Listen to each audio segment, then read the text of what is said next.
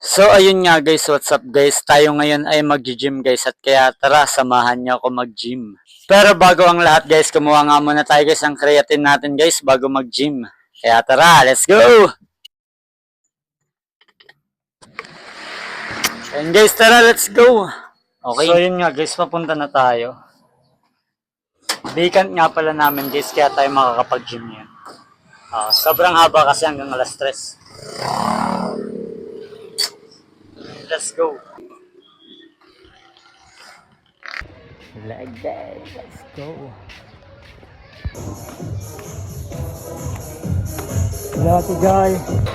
At so yun nga guys, sinimulan nga natin to guys ng warm up. Kaya nga tayo nandito sa parang bicycle guys. At dito guys, nag-stretching na tayo guys. Muscle activation nga guys ang tawag ng iba dito. So yun nga guys, 8 seconds per leg nga ang ginagawa natin.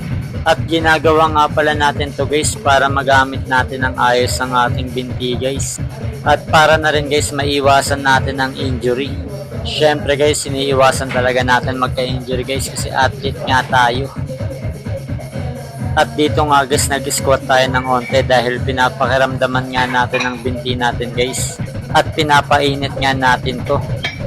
At sa lahat nga guys ng mga balak na mag-gym, huwag nyong kakalimutan guys na mag-warm up at stretching.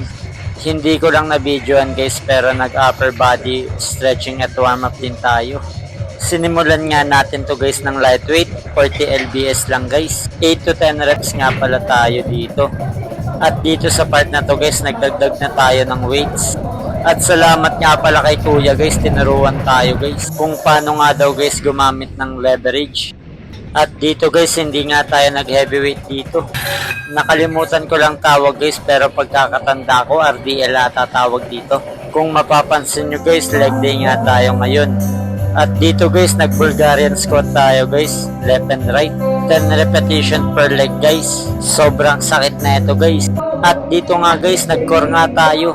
Ilang beses ko nga guys sinubukan na nakataas ang tuhod at hindi pa nga natin kaya binaba muna natin guys. Pero grabe pa rin nga ang tama nito guys, sobrang sakit pa rin sa core at abs.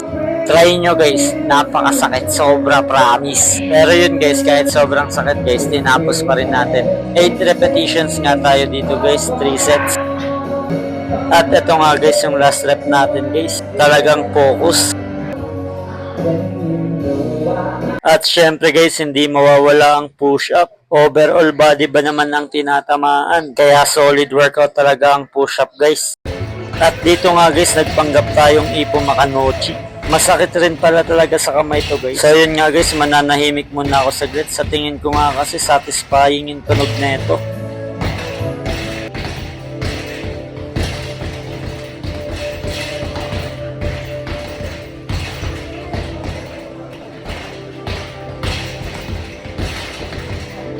Yun guys, doon na tayo.